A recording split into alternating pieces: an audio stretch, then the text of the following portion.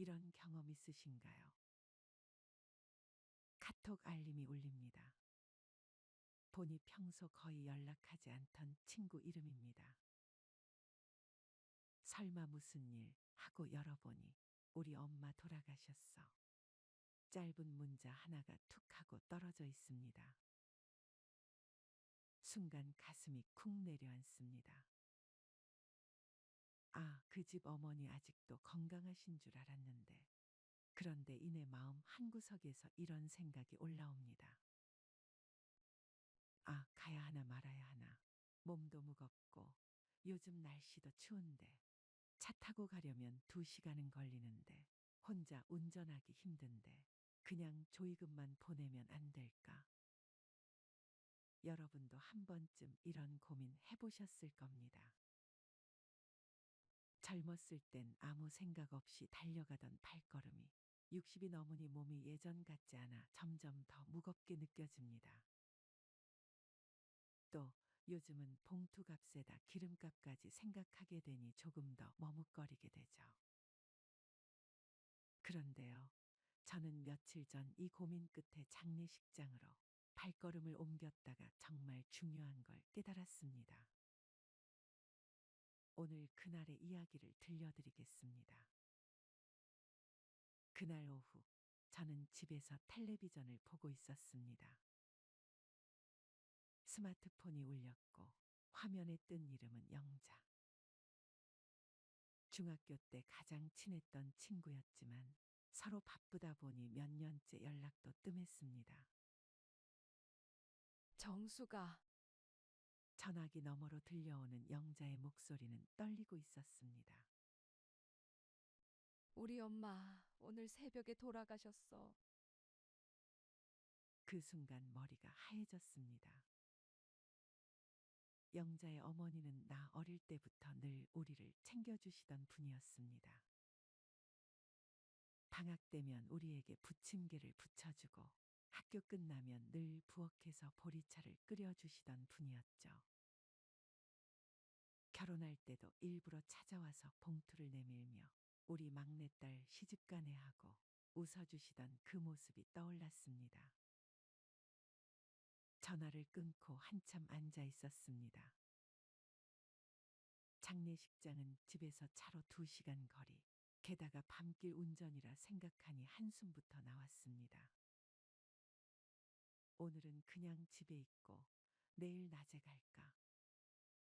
아니면 전화만 드리고 조의금만 보낼까? 이 무릎으로 갔다 오면 한동안 더 아플 텐데. 머릿속에서 온갖 핑계가 돌았습니다.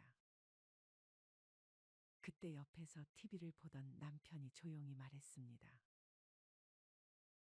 여보, 영자랑 너 어릴 때 얼마나 붙어 다녔어. 그 어머니도 널 친딸처럼 예뻐하셨잖아. 이번엔 꼭 가야 하는 거 아니야? 남편의 말에 마음이 콱 막혔습니다. 맞아요. 장례식은 고인을 위한 자리이기도 하지만 남은 사람을 위로하는 자리이기도 하죠. 그리고 그날 안 가면 평생 마음의 빚으로 남을 것 같았습니다. 결국 저는 검은 외투를 꺼내 입고 장례식장으로 향했습니다. 운전대 위로 비가 내리기 시작했습니다. 와이퍼가 앞유리를 오가며 리듬을 만들었고 그 소리에 괜히 마음이 더 울컥했습니다. 장례식장에 들어서자 특유의 국화향이 코끝을 찔렀습니다. 조문객들이 조용히 고개를 숙이고 있었고 하얀 국화꽃으로 둘러싸인 영정 사진이 눈에 들어왔습니다. 그 앞에 무릎 꿇고 앉아있던 영자의 어깨가 작게 떨리고 있었습니다. 저는 아무 말 없이 다가가 영자의 손을 잡았습니다. 그 순간 영자가 제 손을 꽉 잡으며 울음을 터뜨렸습니다. 정수가, 너 왔구나. 와줘서 고마워. 그 말 한마디에 제 눈에서도 눈물이 터졌습니다. 그동안 바쁘다는 이유로 연락도 자주 못했던 게 한꺼번에 미안해졌습니다. 장례식장 구석 테이블에서는 영자의 사촌, 오랜만에 보는 동창들이 모여 있었습니다. 어머, 너 여기 있었구나. 진짜 오랜만이다. 우리 이 모임 한번 만들자. 너무 오래 못 만났네. 그렇게 서로 연락처를 다시 저장하고 조만간 우리 밥 한 번 먹자 하며 약속을 잡았습니다. 한동안 끊어졌던 관계가 이 장례식장에서 다시 이어졌습니다. 만약 제가 오지 않았다면 이 인연들은 영영 끊어졌을지도 모릅니다. 경조사 자리는 관계를 다시 이어주는 마지막 기회였습니다. 장례식장을 나오니 밤 공기가 차갑게 스며들었습니다. 차 안에서 혼자 이런 생각이 들더군요. 언젠가 내 부모님도, 내 남편도, 나도 누군가는 이런 자리를 치르게 되겠지. 그때 내 옆에 누가 앉아줄까? 내가 지금까지 경조사를 소홀히 했다면 그날은 정말 외롭게 앉아 있어야 하지 않을까 생각하니 마음이 섬뜩했습니다. 60세 이후 경조사를 꼭 가야 하는 이유를 하나씩 알려드리겠습니다. 첫 번째, 마지막 인사를 놓치면 평생 마음에 남습니다. 60세 이후에는 내일 가야지, 다음에 가야지 하다 보면 그 다음이 없을 때가 많습니다. 친구의 부모님 장례식, 동창의 장례식은 사실상 그 사람과의 관계에서 마지막으로 얼굴을 볼 기회입니다. 마지막 순간의 얼굴 한 번 비춰주지 못했다는 미안함은 생각보다 오래 갑니다. 저는 실제로 어떤 어르신이 이렇게 말씀하신 걸 들었습니다. 무릎이 아파서 하루 미뤘더니 벌써 발인까지 끝났더라. 그게 그렇게 마음에 남아. 그날 이후로는 힘들어도 무조건 가. 이 말이 참 와닿았습니다. 한 번 놓친 작별 인사는 평생 돌이킬 수 없습니다. 몸이 조금 힘들어도 그날 발걸음이 마음의 평화를 지켜줍니다. 두 번째, 관계를 이어주는 마지막 끈입니다. 젊을 때는 안 만나도 친구였지만 60이 넘어가면 안 만나면 관계가 끊어집니다. 그리고 나이 들어서는 새로운 친구를 만들 기회가 거의 없습니다. 결국 내 곁에 남는 건 평생 알고 지낸 사람들입니다. 장례식이나 결혼식 같은 경조사는 그 사람들과 다시 이어지는 마지막 다리입니다.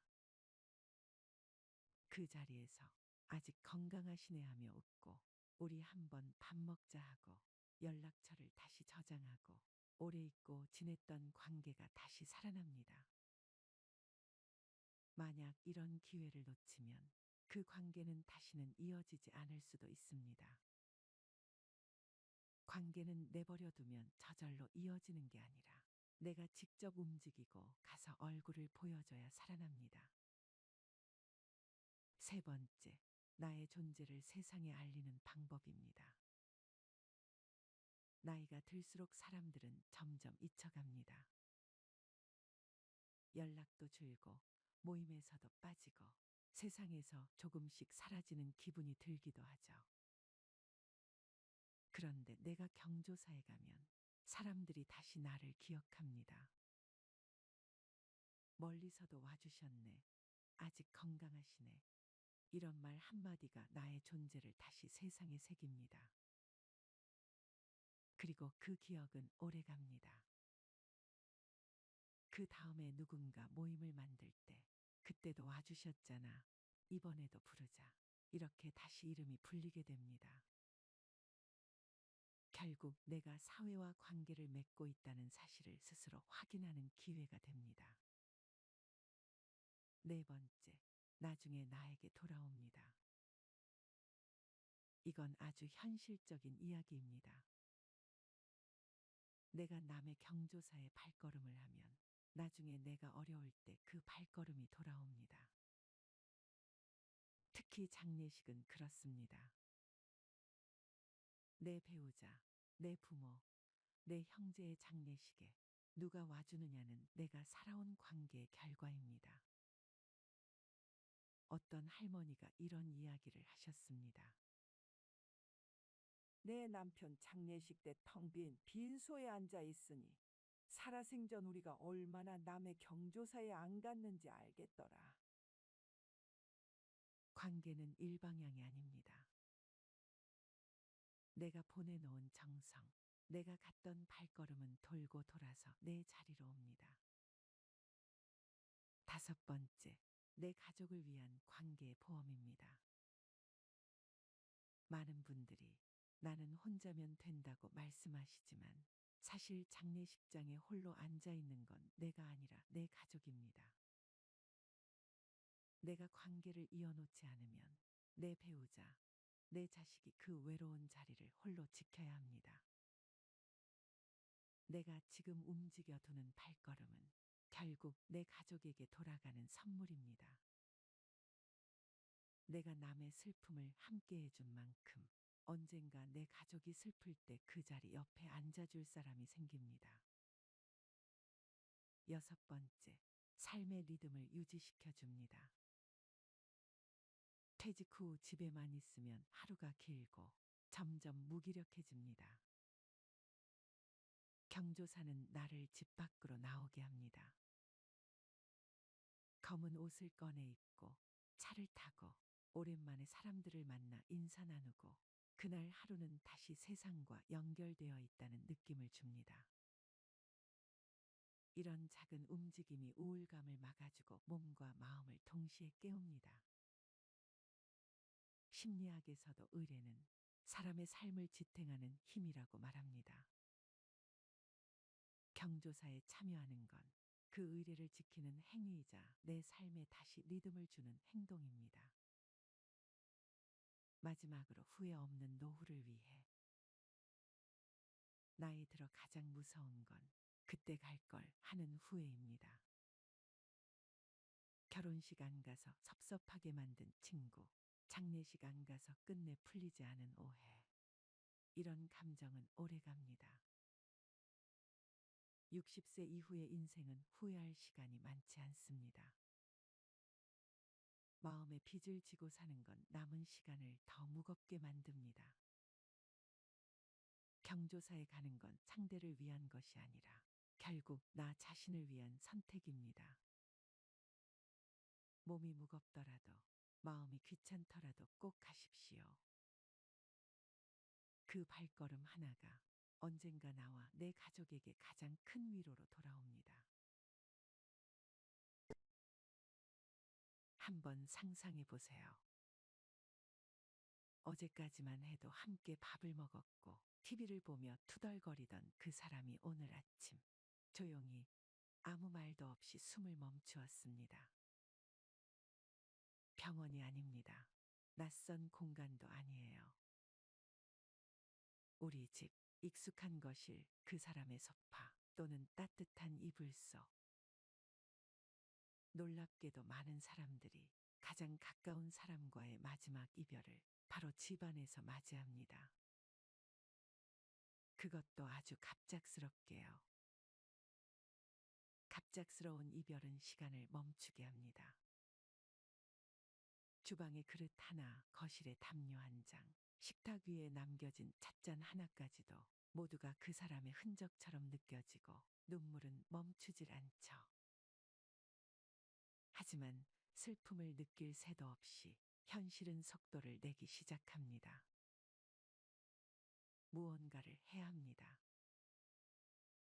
누군가에게 알리고 누군가를 부르고 가야 할 곳도 많고 결정해야 할 일도 너무 많습니다. 오늘 영상은 바로 그 순간에 내가 해야 할 일들에 대해 이야기합니다. 막막하고 무섭고 누군가 도와줬으면 좋겠다는 생각이 드는 바로 그 시간에 착하게 고인을 예우하고 실질적인 절차들을 하나하나 밟아갈 수 있도록 제가 그 길을 차분히 그리고 아주 구체적으로 설명해 드릴게요. 이 영상은 단순한 정보 전달이 아닙니다. 사랑하는 사람을 잃은 그 순간 어떻게 감정을 안고 가야 할지, 그리고 무슨 절차를 먼저 밟아야 할지 하나하나 함께 걸어보자는 마음으로 만들었습니다. 이 영상을 끝까지 보고 나면 당신은 적어도 혼란 속에서도 침착하게 움직일 수 있는 단단한 기준 하나를 갖게 될 겁니다. 그리고 언젠가 누군가가 같은 상황을 맞이했을 때, 그때 내가 이런 영상을 본 적 있어 하고 그 사람의 곁에 조용히 있어 줄 수 있을지도 모르죠. 그러면 이제 이야기의 첫 장을 열어보겠습니다. 첫 번째, 숨이 멎었을 때 우리가 해야 할 첫 전화. 사람이 세상을 떠났다는 사실을 가장 먼저 받아들이는 순간은 숨이 멎었음을, 맥박이 사라졌음을 눈으로 확인할 때입니다. 그런데 놀랍게도 많은 분들이 이때 무엇을 해야 하는지를 잘 모릅니다. 당황해서 아무에게도 연락하지 못하고 몇 시간을 보내기도 하고, 심지어 인터넷에 가정 사망 시 해야 할 일을 검색하다 정보가 너무 많아 더 혼란스러워지기도 하죠. 가장 먼저 해야 할 일은 바로 119에 전화를 거는 것입니다. 가족이 숨을 쉬지 않아요. 집입니다. 주소는 땡땡땡입니다. 이 말 한마디가 그 다음 모든 절차의 시작이 됩니다.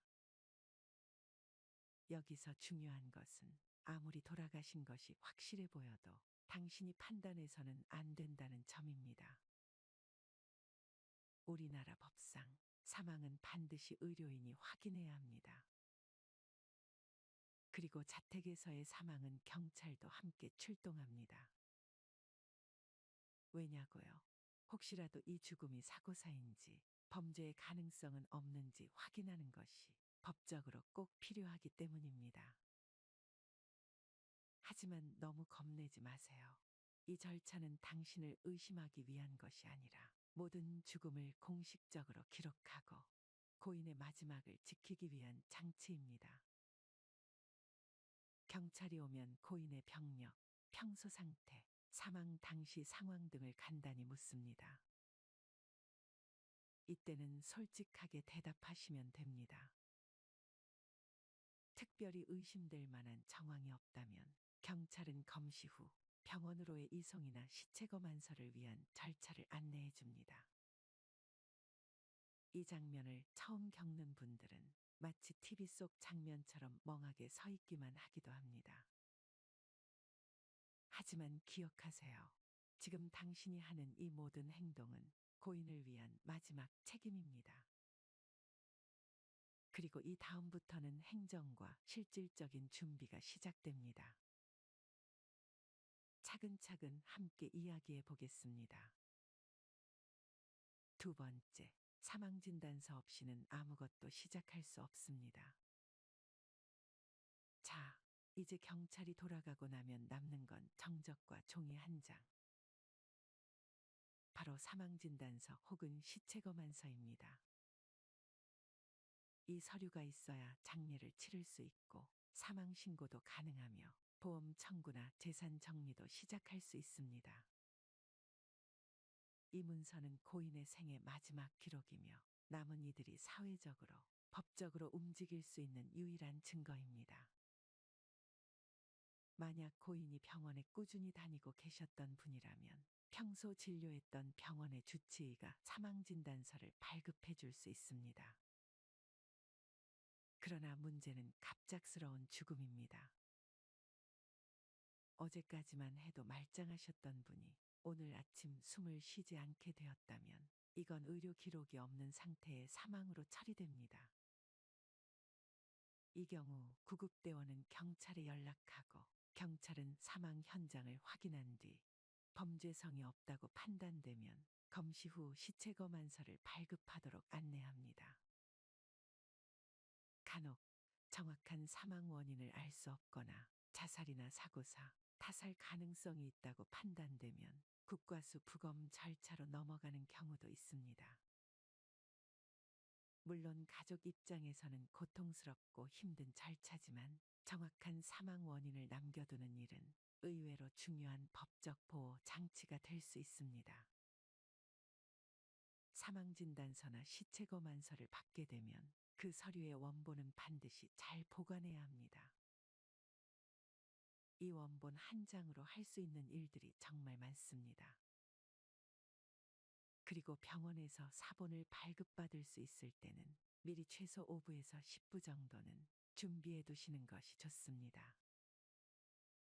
왜냐고요? 사망 신고, 보험 청구, 금융기관 신고, 통신사 해지 등 각종 절차에서 사본을 요구하기 때문입니다. 어떤 기관은 사본도 원본 대조 필히 찍힌 것이어야 하고 어떤 곳은 무조건 원본 제출을 요구하는 경우도 있으니 최소한의 대비는 필수입니다. 자, 이제 이 서류 한 장을 손에 넣었으니 고인을 어떻게 모실지를 결정해야겠죠. 세 번째, 장례식장 선택. 미리 알아두는 사람만 덜 당황합니다. 사망진단서까지 받았다고 해서 일이 끝나는 게 아닙니다. 이제는 고인을 어디로 모실 것인지 결정해야 합니다. 하지만 이 부분에서 많은 분들이 처음으로 막막함의 벽에 부딪힙니다. 이전까지는 누군가가 안내해줬습니다. 119는 경찰을 불렀고 경찰은 병원을 안내했고 병원은 진단서를 내줬습니다. 그런데 지금은 아무도 어느 장례식장이 좋습니다. 라고 알려주지 않습니다. 그래서 사람들이 흔히 하는 행동은 이렇습니다. 스마트폰을 꺼내 우리 동네 장례식장, 장례 절차 순서, 장례식장 추천을 검색하는 것.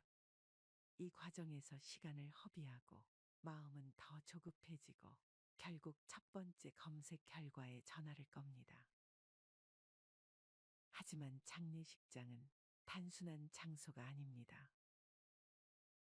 그곳은 고인이 마지막 밤을 머무는 곳이자 가족과 지인이 조문을 오고 이별의 말을 전하는 아주 중요한 공간입니다. 그러니 장례식장 선택은 신중해야 합니다. 첫째, 고인이 평소 다녔던 병원에 장례식장이 있는지 확인해 보세요. 대형 병원일수록 자체 장례식장을 보유하고 있는 경우가 많고 의료 기록과 연결되어 있기 때문에 행정 처리가 더 수월합니다. 둘째, 종교적인 배경이 있다면 해당 종교 단체에서 운영하는 장례식장도 좋습니다. 불교, 기독교, 천주교 등 각각의 종교 의식에 익숙한 직원들이 의전을 도와줍니다. 셋째, 집과 가까운 위치, 교통 편의성, 주차 공간, 조문객 접근성을 고려해야 합니다. 멀리 있는 장례식장은 교통비, 체력 부담, 조문 편의성 면에서 불리할 수 있습니다. 넷째, 비용. 이건 정말 중요합니다. 장례식장마다 이용료, 입관료, 접객료, 음식 비용 등이 천차만별입니다. 견적서를 요청하고 빈소 사용 시간과 옵션 항목이 어떻게 구성되어 있는지 꼼꼼히 확인하세요. 전화로 문의할 때는 이렇게 말하시면 됩니다. 땡땡땡 씨가 자택에서 돌아가셨고 시신이 지금 땡땡땡 주소에 있습니다. 빈소 예약 가능 여부와 시신 이송이 가능한지 문의드립니다.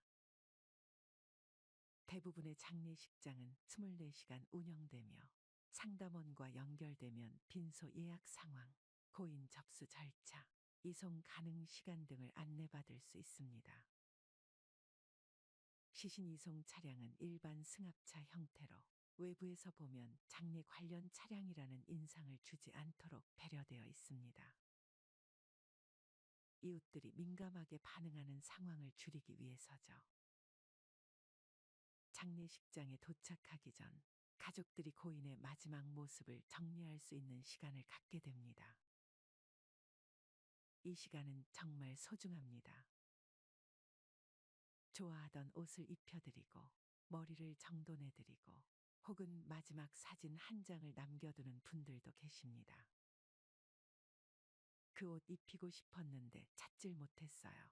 그 순간 정신이 하나도 없어서 진도 못 찍었어요. 장례를 치르고 난 뒤 가장 많이 하는 후회 중 하나입니다. 그러니 지금 이걸 보고 계신 여러분께 부탁드립니다. 만약을 대비해 부모님이나 가족의 평소 좋아하던 옷을 따로 챙겨두는 것, 사진을 남겨두는 것, 미리 이야기를 나누는 것. 이건 결코 불경한 일이 아닙니다. 오히려 사랑의 표현입니다. 이렇게 시신이 장례식장에 도착하면 이제 본격적인 장례 준비가 시작됩니다. 네 번째, 장례 방식 결정, 화장, 매장, 자연장, 그 의미를 다시 생각해 보세요. 장례식장에 도착하면 곧바로 받게 되는 첫 번째 질문. 화장하시겠습니까? 매장하시겠습니까? 이 질문이 생각보다 당황스럽게 느껴질 수 있습니다. 가족 중 누구도 그 질문에 대해 진지하게 이야기해 본 적이 없었다면 지금 당장 결정해야 한다는 현실의 고개를 떨구게 됩니다. 이걸 어떻게 정하지? 아버지는 뭐라고 말씀하셨었지? 형은 화장을 하자고 하고 어머니는 매장을 원하시고. 이처럼 장례 방식은 남겨진 사람들의 의견이 엇갈리기도 합니다. 하지만 가장 중요한 건 가능한 한 고인의 생전 의사를 따르는 것입니다. 만약 생전에 난 화장해서 나무 아래 뿌려줬으면 좋겠다 는 말을 했었다면 그 한마디가 고인을 위한 최고의 길잡이가 됩니다. 그렇다면 구체적으로 어떤 방식이 있는지 살펴볼까요? 첫째, 매장. 매장은 말 그대로 고인의 시신을 수의에 입혀 관에 안치한 뒤 땅속에 묻는 장례 방식입니다. 가족 묘지나 선산이 있거나 종교적 신념상 화장을 꺼리는 경우 매장을 선택합니다. 하지만 매장은 준비할 것이 많습니다. 묘지 부지 확보, 묘지 조성 비용, 벌초나 관리 문제까지 고려해야 합니다. 그리고 수도권에서는 묘지 부지를 구하기도 어렵고 공원형 묘지의 가격은 생각보다 높습니다. 둘째, 화장. 요즘은 90% 이상의 유가족들이 화장을 선택합니다. 화장은 시신을 불에 태워 유골로 남기는 방식입니다.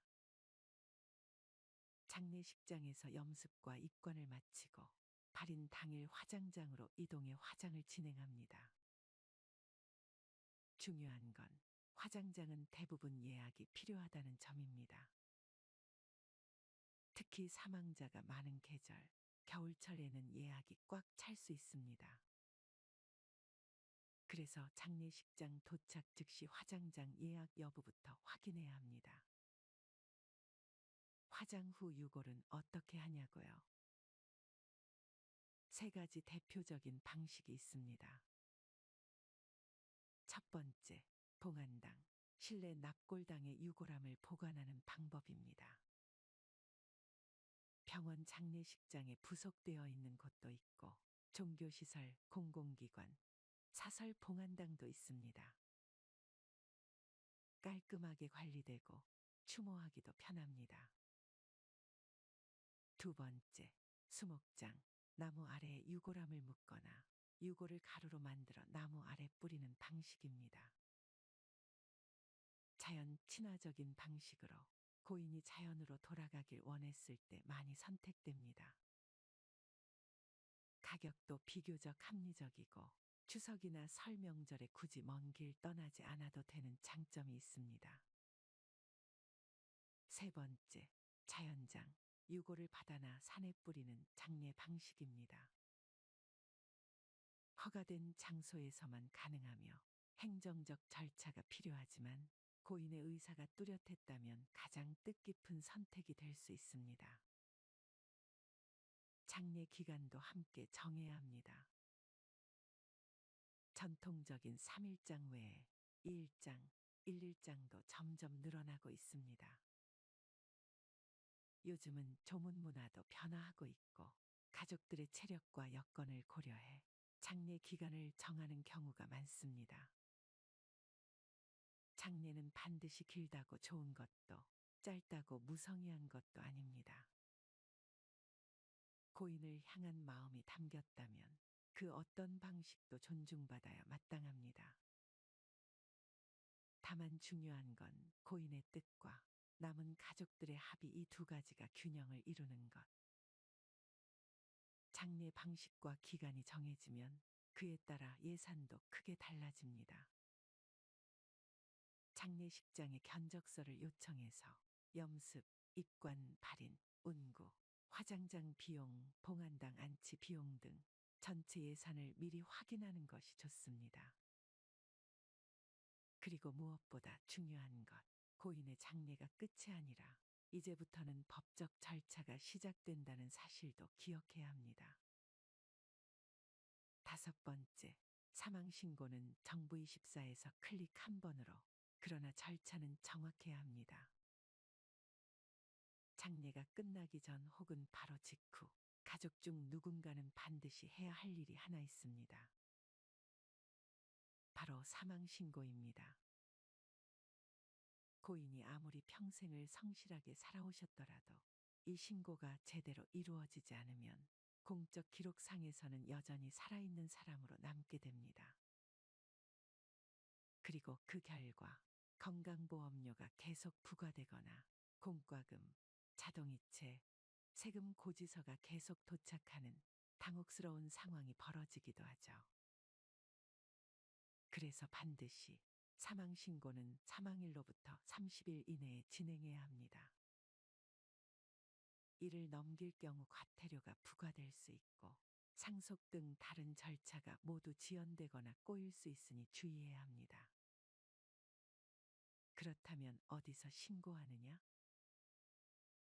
고인의 주민등록상 주소지, 사망이 발생한 장소에 관할 주민센터 또는 신고인의 주소지 관할 주민센터 중 한 곳에서 신고할 수 있습니다. 최근에는 오프라인보다 온라인을 더 많이 이용합니다. 정부24라는 국가 행정 포털을 통해 사망신고를 간편하게 접수할 수 있기 때문이죠. 공동인증서만 있다면 집에서도 가능하며 서류 발급이나 되면 민원보다 훨씬 수월합니다. 사망신고를 할 때 필요한 서류는 다음과 같습니다. 사망진단서 또는 시체검안서 원본 일부, 신고인의 신분증, 사망신고서 작성.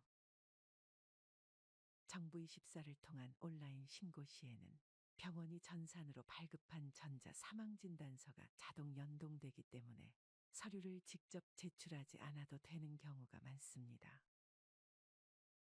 하지만 여전히 일부 기관에서는 원본 제출을 요구하기 때문에 장례가 끝난 뒤에도 사망진단서 원본은 절대 분실하지 말고 보관해 두는 것이 좋습니다. 사망신고가 완료되면 행정 시스템에서 고인의 주민등록이 말소되고 건강보험, 국민연금, 선거인 명부 등에서도 자동으로 정리가 됩니다. 그러나 자동으로 정리되지 않는 민간기관도 많습니다. 예를 들어 고인의 명의로 되어 있는 은행 계좌, 보험 계약, 핸드폰 및 인터넷 요금제, 신용카드, 자동차. 이런 것들은 가족이 각각 해당 기관에 직접 연락해서 사망 사실을 통보하고 해지 및 정리 절차를 밟아야 합니다. 특히 자동이체로 계속 빠져나가는 요금이 있는 경우 사망 후에도 고인이 사용 중인 것으로 간주되어 요금이 청구됩니다. 라는 답변을 받는 경우도 많습니다. 그러니 사망신고 후에는 반드시 고인의 명의로 되어 있던 각종 계약과 납부 항목들을 하나하나 정리해야 합니다. 지금 이 영상이 그런 상황을 마주하신 분들께 실제적인 도움이 되었기를 바랍니다.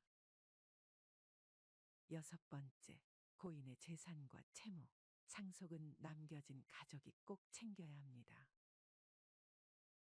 장례가 끝나고 사망 신고까지 마쳤다면 이제 많은 분들이 심리적으로 한숨을 내쉬게 됩니다. 하지만 진짜 현실적인 절차는 지금부터 시작이라고 해도 과언이 아닙니다. 바로 상속과 채무 정리입니다. 이제 남은 건 아버지가 남기신 재산을 나누는 일입니다. 이 말은 듣기엔 단순하지만 막상 현실에선 그렇게 간단하지 않습니다. 상속에는 감정, 돈, 가족 관계, 그리고 법이 얽혀 있습니다. 그 어떤 문제보다 섬세하게 접근해야 하죠. 자, 하나하나 차근히 짚어보겠습니다. 우선 고인이 남긴 재산을 파악해야 합니다. 그런데 대부분의 가족은 우리 아버지가 어떤 통장을 어디에 가지고 있었는지, 보험이 몇 개나 되는지, 심지어 빚이 있었는지 없었는지 조차 정확히 모르는 경우가 많습니다. 그럴 때 정말 유용한 제도가 있습니다. 바로 안심상속 원스톱 서비스입니다. 정부24 홈페이지 또는 전국 읍면동 주민센터에서 신청할 수 있고 상속인이면 누구나 신청 가능합니다. 이 서비스로 어떤 정보를 확인할 수 있을까요?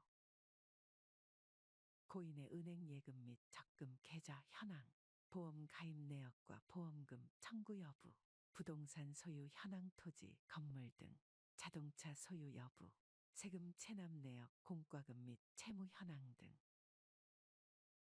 즉 고인이 살아생전 소유했던 거의 모든 경제 활동 기록을 한 번에 정리해서 확인할 수 있는 서비스입니다. 이렇게 재산과 부채의 총량을 파악한 다음 상속인들은 상속 여부를 결정해야 합니다.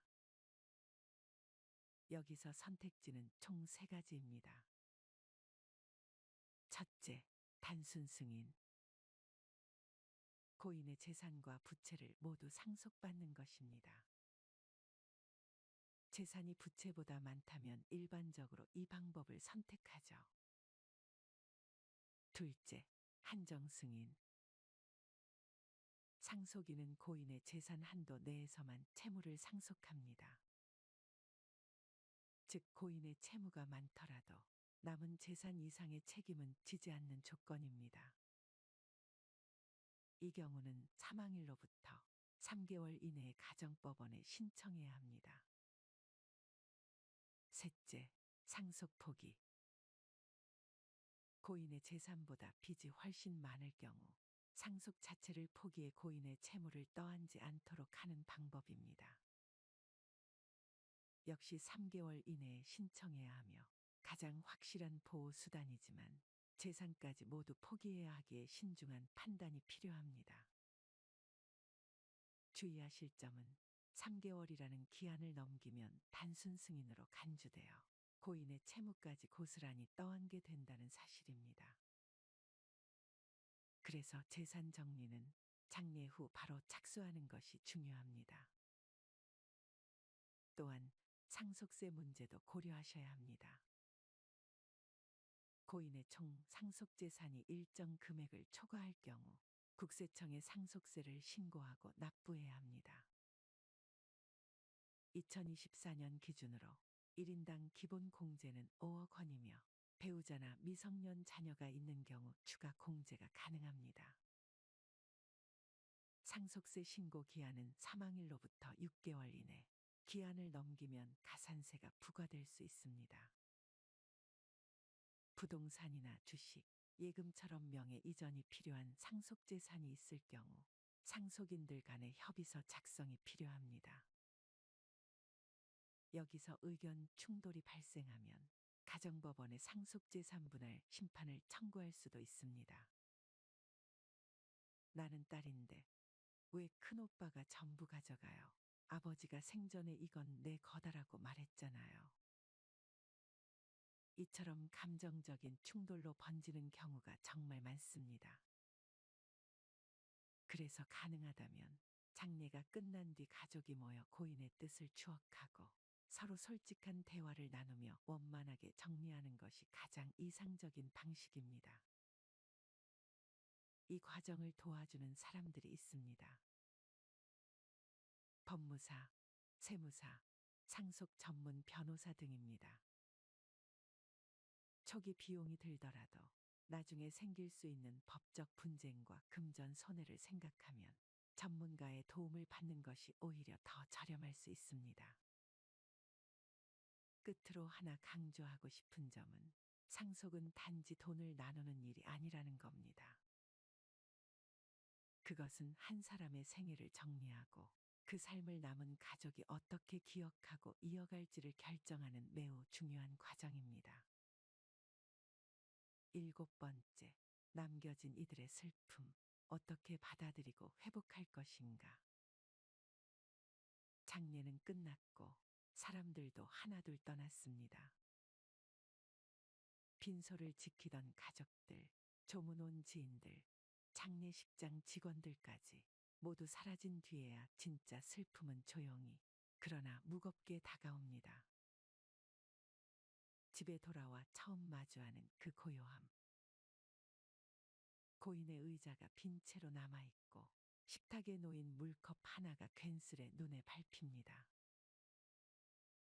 장례 기간 동안은 할 일이 너무 많아서 슬퍼할 시간조차 없었던 가족들도 그제야 비로소 울음을 터뜨리게 됩니다. 이제 정말 안 계시는구나. 이제 누구에게 전화해서 안부를 묻지. 이럴 때 필요한 건 정답이 아니라 여백입니다. 사람마다 슬픔을 받아들이는 방식은 다릅니다. 어떤 이는 말없이 울고 어떤 이는 오히려 웃으며 버팁니다. 누군가는 고인의 유품을 하루 만에 정리하고 싶어 하고 누군가는 몇 달이 지나도록 그 물건 하나 치우지 못합니다. 이 모든 모습이 정상입니다. 절대 남과 비교하지 마세요. 그 슬픔은 온전히 당신의 것입니다. 그저 인정하고 흘러가게 두는 것이 첫걸음입니다. 그리고 가능하다면 가족과 대화를 나누세요. 아버지 마지막에 편안해 보이셨지? 어머니가 이 옷 참 좋아하셨는데, 그치? 이런 이야기들이 때로는 눈물을 부르고 때로는 웃음을 끌어내며 조용한 치유의 시작이 됩니다. 이런 회복의 시간에 도움을 받을 수 있는 기관들도 있습니다. 전국 보건소나 정신건강복지센터에서는 유가족을 위한 심리 상담을 제공합니다. 혼자서는 너무 어렵다고 느껴진다면 이런 전문기관에 문을 두드려 보세요. 또한 종교가 있다면 소속 종교 공동체의 지지를 받는 것도 큰 위로가 됩니다. 무엇보다 중요한 건 애도의 시간에 스스로를 다그치지 않는 것입니다. 언제쯤 괜찮아질까라는 질문보다 오늘은 잘 먹었는지, 잠은 잤는지를 먼저 물어보는 게 중요합니다. 규칙적인 식사, 잠깐이라도 햇볕을 쬐며 걷기, 가벼운 스트레칭이나 산책, 이 모든 것이 상처난 마음을 붙잡는 작은 의식이 됩니다.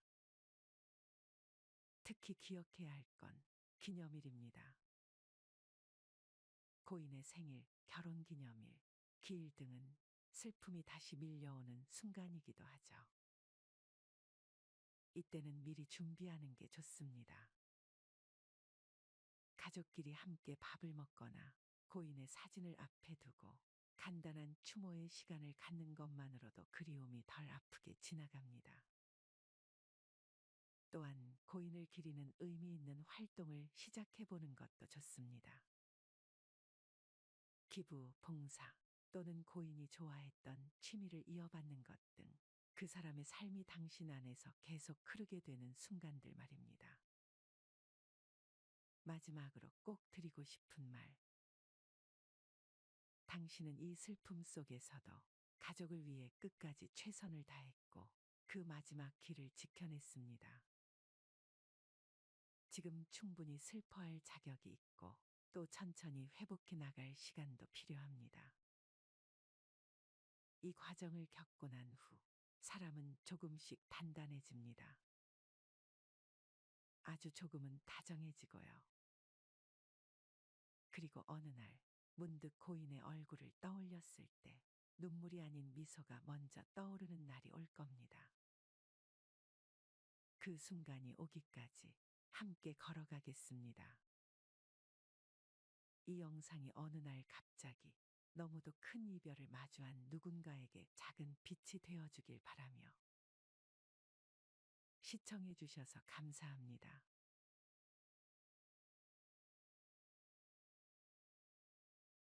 마지막으로 좋은 글 하나 소개해 드리겠습니다.